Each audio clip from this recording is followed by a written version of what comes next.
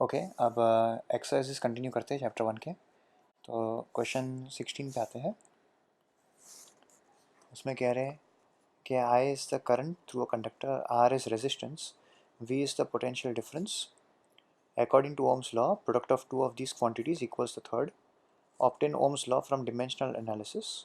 अच्छा, और dimensions of R and V दिए हुए, तो दिया हुआ है कि रेजिस्टेंस के जो डिमेंशंस है वो है M L squared I minus two T minus three. यहाँ पर आई करंट है, टी टाइम है, एल लेंथ है और एम मास है as usual.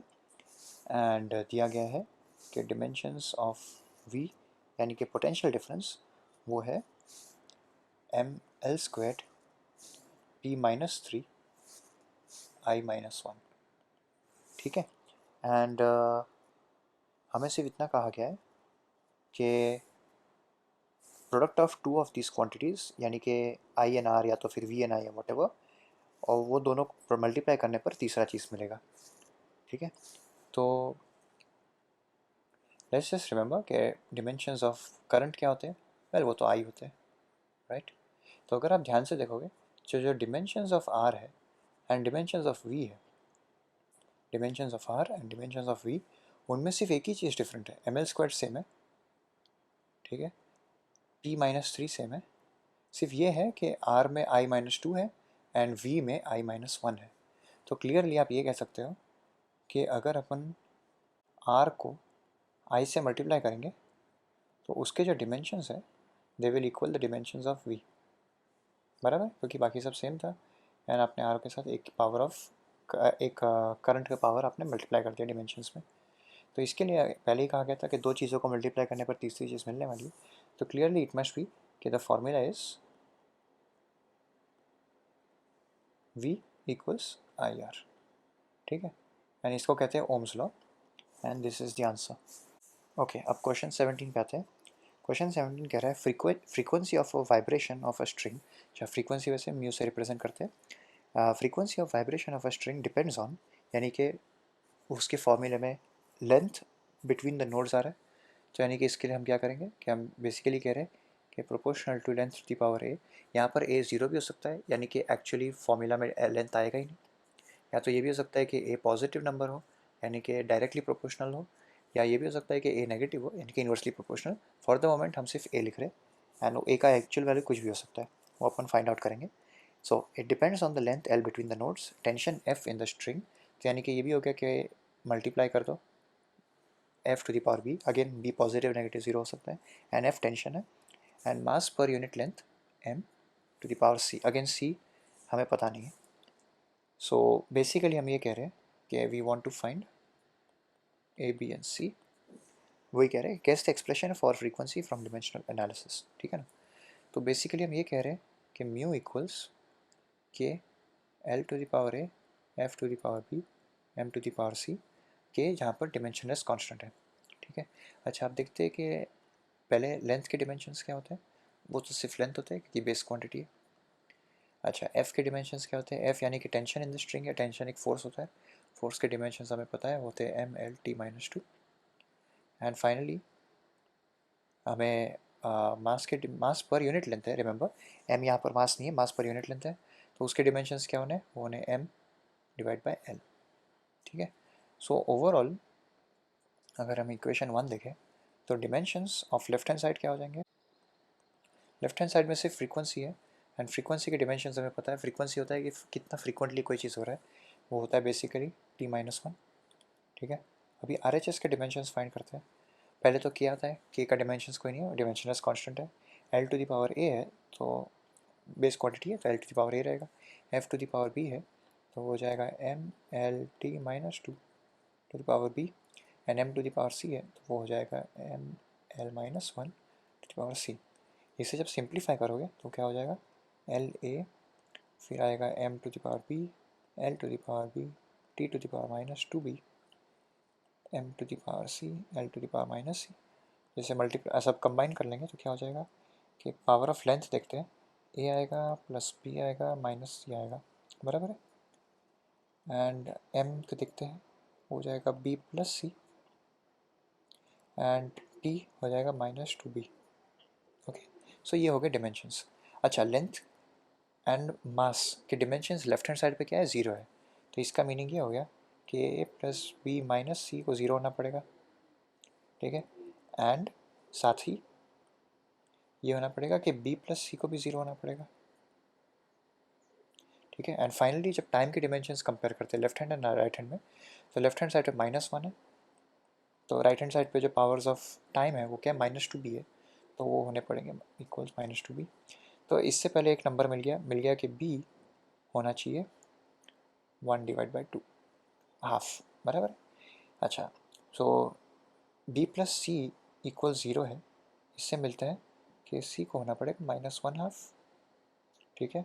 And a plus B minus C equal 0 है, इसका मीनिंग हो जाएगा, तो let's see b minus C करेंगे तो 1 हो जाएगा, a प्लस बी 1 इक्वल 0, तो यानी कि a हो जाएगा -1।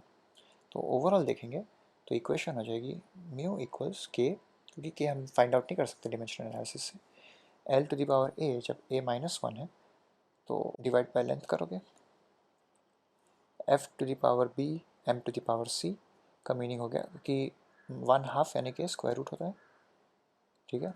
तो हो जाएगा f/m। सो दिस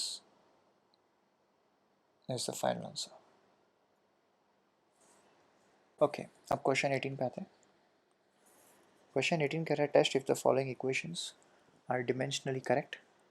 तो इसके अंदर सिर्फ वही करना है, left hand side right hand side के डिमेंशंस कंपेयर करो एंड देखो कि दोनों मैच होते हैं कि नहीं तो अगर नहीं मैच होते हैं तो डिमेंशनली इनकरेक्ट हो जाते हैं, ठीक है।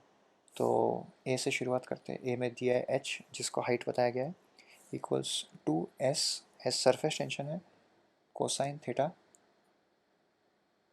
Divided by rho R G. यहाँ पर रो डेंसिटी है, आर लेंथ है, प्रोबेबली रेडियस होएगा, एंड जी जो है वो ग्रेविटेशनल एक्सेलरेशन है, ठीक है। तो काफ़ी सारी चीज़ें हैं, एक एक करके सॉल्व करते हैं। ओके, तो पहले सब जो टर्म्स है left hand right hand side पे उनके डिमेंशंस निकालते हैं। तो पहले लेफ्ट हैंड साइड में एच आता है, एच दिया गया है कि हाइट है, यानी कि उसके डिमेंशन सिर्फ लेंथ होना है। उसके बाद आता है सरफेस टेंशन। अच्छा, अभी सरफेस टेंशन का क्वेश्चन 13 में दिया गया है कि उसके यूनिट्स होते हैं फोर्स डिवाइड बाय लेंथ, ठीक है। तो फोर्स के हमें डिमेंशंस पता है कि वो है ml/t², एंड आप डिवाइड कर रहे हो लेंथ से, तो ये हो जाएगा mt-2, ठीक है। तो ये क्वेश्चन 13 से देख कर कह रहा हूँ। कोसाइन थीटा जो होता है इट जस्ट रिटर्न्स डिमेंशनलेस नंबर, तो इसके लिए डिमेंशंस ऑफ कोसाइन थीटा जो है वो हो जाएंगे एम टी, यानी कि कोई डिमेंशन नहीं, डिमेंशनलेस है। अच्छा, अभी डेंसिटी के जो डिमेंशंस होते हैं वो क्या होता है, डेंसिटी क्या होता है, मास पर वॉल्यूम होता है। तो मास के डिमेंशंस होते हैं कैपिटल एम, वॉल्यूम यानी कि L³ होता है, तो डिवाइड कर रहे हैं इसके लिए L-3 हो गया, तो ये हो गया डेंसिटी। एंड आर के डिमेंशंस क्या होने, वो गए लेंथ होने, क्योंकि अगेन रेडियस है, लेंथ है।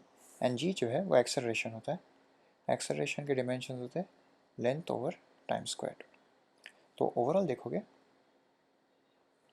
तो dimensions of left hand side क्या हो जाएंगे capital L, dimensions of right hand side क्या हो जाएंगे, सो पहले 2 आता है, 2 की कोई डिमेंशन नहीं है, डिमेंशनलेस नंबर है। कैपिटल एस यानी कि सरफेस टेंशन आता है, जिसके डिमेंशंस mt⁻²है, उसका कोसाइन थीटा से मल्टीप्लाई करते हो जो डिमेंशनलेस है, एंड आप डिवाइड करते हो डेंसिटी के डिमेंशन से जो होते हैं ml-3, आप मल्टीप्लाई कर रहे हो उसको रेडियस से जो कि होता है लेंथ, एंड आप उसे मल्टीप्लाई कर रहे हो एक्सेलरेशन से, ग्रेविटेशनल एक्सेलरेशन जो होता है लेंथ ओवर टाइम स्क्वायर। तो इसे जब सिंप्लीफाई करोगे तो t² कैंसिल हो जाएंगे, m कैंसिल हो जाएगा, एंड वील हैव 1/L-1 जो कि होता है length, which is equal to left hand side. तो पहला जो इक्वेशन है कि h equals 2s cosine theta over rho R G, वो वैलिड है डिमेंशनली, वैसे गलत हो सकता है बट डिमेंशनली वैलिड है। अब आते हैं पार्ट बी पे। पार्ट बी कह रहा है v equals square root pressure divide by density, ठीक है। तो अगेन डिमेंशन एक एक कैलकुलेट करते हैं। पहले डिमेंशन ऑफ v क्या होते हैं, v होती है स्पीड, तो स्पीड के डिमेंशन होते हैं लेंथ ओवर टाइम, ठीक है। डिमेंशन ऑफ प्रेशर क्या होता है, पहले भी देखा था कि वो होता है फोर्स ओवर एरिया, तो तो इसके लिए हो जाएंगे उसके dimensions M L upon T squared, and आप उसे डिवाइड कर रहे हो एरिया से जो होता है एल स्क्वाड, तो ये ओवरऑल हो जाएगा M L minus one T minus two. ठीक है, एंड फाइनली रो जो अभी वापस देखा था होता है एम एल माइनस थ्री। तो ओवरऑल देखोगे तो dimensions of left hand side क्या हो जाएंगे, length over time, and dimensions of right hand side क्या होंगे, वेल पहले तो अपन प्रेशर के डिमेंशंस लिखते हैं, वो होते हैं M L minus one T minus two, आप उसे डिवाइड कर रहे हो डेंसिटी से जो होता है M L minus three, but आप पूरे चीज़ को रख रहे हो स्क्वायर रूट के अंदर। तो ये हो जाएगा, पहले अंदर की चीज़ को, अंदर के टर्म्स को सिंप्लीफाई करते हैं, तो मास कैंसिल हो जाएगा, एंड ऊपर हो जाएगा L square T minus to, तो ये हो जाता है एल अपॉन टी, जो कि राइट हैंड साइड से मैच करता है। तो इवन ये एक वैलिड इक्वेशन है डिमेंशनली। अब आते हैं क्वेश्चन सी पर, वो कह रहा है capital V equals pi pressure r to the power 4 time divide by 8 Etah L. यहाँ पर कैपिटल वी वॉल्यूम दिया गया है, एंड नेटा जो है वो कोएफिशिएंट ऑफ विस्कोसिटी दिया गया है। ओके, एंड जो लेंथ है वो, वेल एल जो है वो लेंथ है एज यूजुअल। तो अगेन जैसे पहले किया था, एक एक टर्म के डिमेंशंस निकालते हैं। तो पहले तो आता है वॉल्यूम, वॉल्यूम के डिमेंशंस एल क्यूब होते हैं स्ट्रेट फॉरवर्ड। पाई के डिमेंशंस नहीं होने, वो सिर्फ एक नंबर है। डिमेंशंस ऑफ प्रेशर क्या होने, पहले भी निकाला था कि फोर्स ओवर एरिया होता है, तो वो हो जाएगा M L over T square, force के dimensions divide by length square area के डिमेंशंस, ओवरऑल हो जाएगा M L minus one T minus two. ठीक है, डिमेंशंस ऑफ आर क्या होने, लेंथ होने, जो स्टैंडर्ड है, टाइम के टी के यानी कि टाइम के डिमेंशंस कैपिटल टी होने। डिमेंशंस ऑफ एटा जो है, जो कि कोएफिशिएंट ऑफ विस्कोसिटी है, ये वर्कड आउट एग्जांपल्स के अंदर, अगर आप फर्स्ट वर्कड आउट एग्जांपल देखोगे तो उसके अंदर आपको मिल जाएंगे डिमेंशंस। इसका कोई फॉर्मूला दिया नहीं है, तो यही करना पड़ेगा कि वहाँ पर से देखना पड़ेगा। ठीक है, तो डिमेंशंस ऑफ एटा दिए गए हैं M L minus one T minus one. ठीक है, एंड लेंथ के डिमेंशंस तो कैपिटल एल होने, तो ओवरऑल हो गया, सारे टर्म्स की डिमेंशंस निकाल दिए। अभी ओवरऑल देखते हैं कि लेफ्ट हैंड साइड के डिमेंशंस क्या होने, एल क्यूब होने, एंड राइट हैंड साइड के डिमेंशंस क्या होने, वेल काफ़ी सारे टर्म्स है, एक एक करके लिखते हैं। पाई डिमेंशन लेस होता है, उसको नहीं लिखेंगे। प्रेशर जो है M L minus one T minus two, उसको आप मल्टीप्लाई कर रहे हो length to the power four से, उसको आप मल्टीप्लाई कर रहे हो टाइम से, डिवाइड करोगे 8 से, 8 डिमेंशनलेस है उसको भूल जाए। कोएफिशिएंट ऑफ विस्कोसिटी वो है M L minus one T minus one, ये वर्कड आउट एग्जाम्पल्स में दिया गया, एंड लेंथ जो है कैपिटल एल। ओके, तो ओवरऑल जब इसे सिंप्लीफाई करेंगे तो क्या होगा, लेट्स सी, एक एक टर्म, पहले तो मास कैंसिल हो जाता है, एल माइनस वन कैंसिल हो जाता है, टी माइनस वन, सब टाइम भी कैंसिल हो जाएगा, करेक्ट। यस, ओवरऑल सिर्फ एल क्यूब बचेगा, which is same as L H S also, तो ये इक्वेशन भी वैलिड है। अभी पार्ट डी पे आते हैं। पार्ट डी में कहा है frequency equals one upon two pi square root M G L divide by capital I, जहाँ पर capital I moment of inertia है। ठीक है, तो अभी एक एक टर्म का कैलकुलेट करते हैं आप इसे डिमेंशंस। पहले डिमेंशंस ऑफ फ्रीक्वेंसी अभी देखा था, वो होता है टाइम इनवर्स। ठीक है, वन अपॉन टू पाई ये प्योर नंबर से डिमेंशनलेस है, इग्नोर करेंगे। डिमेंशंस ऑफ मास पता है, होते हैं capital M. Dimensions of G, G acceleration होता है ड्यू टू ग्रेविटी, तो डिमेंशंस ऑफ जी हो जाएंगे लेंथ ओवर टाइम स्क्वायर, यानी कि एल टी माइनस टू। फिर लेंथ है कैपिटल स्मॉल एल, और उसके तो डिमेंशंस लेंथ होने, एंड फिर फाइनली मोमेंट ऑफ इनर्शिया आता है, जिसके डिमेंशंस हमने अभी निकाले थे इन प्रॉब्लम 14 भी निकाला है, एंड उसके पहले भी शायद निकाला था, तो वो है एम एल स्क्वायर। ठीक है, तो overall dimensions of left hand side क्या हो जाएंगे, सिर्फ फ्रीक्वेंसी है टी माइनस वन। ठीक है, and dimensions of R H S क्या हो जाएंगे, वन अपॉन टू पाई को इग्नोर करेंगे, एंड डिमेंशंस ऑफ मास होते हैं एम, डिमेंशंस ऑफ जी निकाला है L T minus to, dimensions of length होते हैं सिर्फ एल, आप उसे डिवाइड कर रहे हो एम एल स्क्वायर से, क्योंकि dimensions of moment of inertia है, एंड पूरी चीज़ को आप डाल रहे हो स्क्वायर रूट के अंदर। ठीक है, तो ये हो जाएगा, देखते हैं पहले लेंथ्स कैंसिल हो रहे हैं, मास कैंसिल हो रहा है, टी माइनस टू बचेगा, एंड उसे आप स्क्वायर रूट में डाल रहे हो, जो कि हो गया T minus one, which is equal to L H S. तो ये मतलब ये इक्वेशन भी डिमेंशनली वैलिड है। अब आते हैं प्रॉब्लम 19 पे। प्रॉब्लम 19 कह रहा है x and a stand for distance. ठीक है, ये दिया गया है। अच्छा, अभी इक्वेशन क्या दी गई है? Integral of dx divide by square root of a squared minus x squared equals 1 upon a sine inverse a upon x। तो कहा गया है कि ये डिमेंशनली करेक्ट है कि नहीं, सिर्फ डिमेंशनली चेक करना है। ठीक है, तो लेफ्ट हैंड साइड को देखते हैं। तो अंडर द इंटीग्रल साइन